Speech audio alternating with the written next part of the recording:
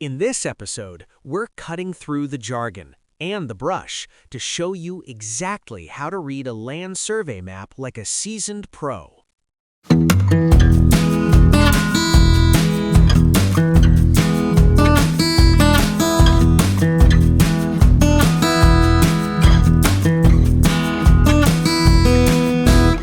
Welcome back to Land Survey Learn, the podcast where we talk about everything involving boundaries, benchmarks, and the occasionally blurry lines of property ownership. I'm Candace, a licensed surveyor. And I'm Mike. I've been carrying a tripod and a machete for about 40 years now. He's not kidding about the machete, folks. Today, we're tackling a request we get all the time from homeowners, realtors, and even some attorneys. How on earth do I actually read this survey map? It's a fair question. To the untrained eye, a survey looks like a Rorschach test made of thin black lines and cryptic abbreviations. But once you know the alphabet of the map, it tells a very clear story about your land. Exactly. So let's start with the basics. Mike, when someone unfolds that large sheet of paper or opens the PDF, what's the first thing they should look for to orient themselves? You've got to find the north arrow and the scale. Sounds simple, but if you don't know which way is north, the rest of the map is just a drawing. And the scale, say 1 inch equals 30 feet, tells you how much real-world ground is represented on that paper. Right, and once you're oriented, you're usually looking for your specific piece of the pie. This brings us to lot numbers. Oh, definitely. People get confused because their street address, say 123 Maple Lane, might not appear prominently on the original plat map. Instead, you'll see Lot 14, Block B. And that's a huge distinction. The lot and block system refers back to the original subdivision map filed at the county or town hall.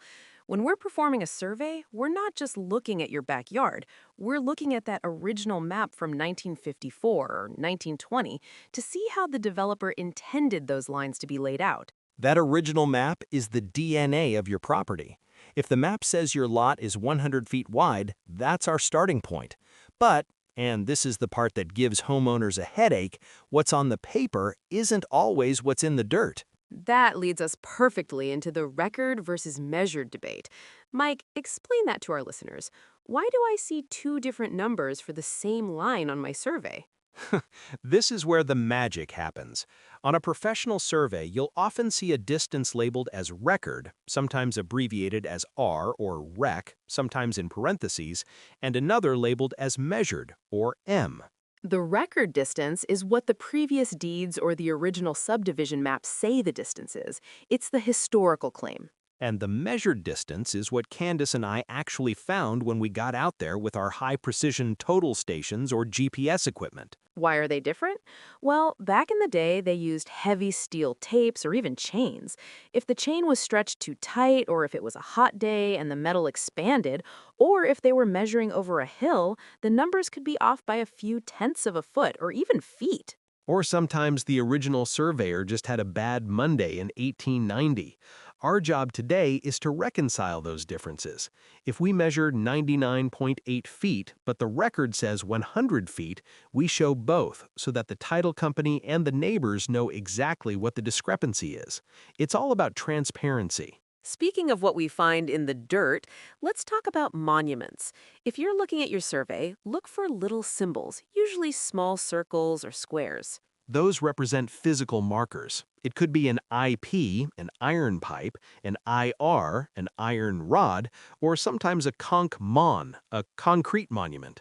My favorite are the found versus set markers. Right. If the survey says found 5/8 inch iron pin, it means we dug in the dirt and found the actual marker placed by a previous surveyor.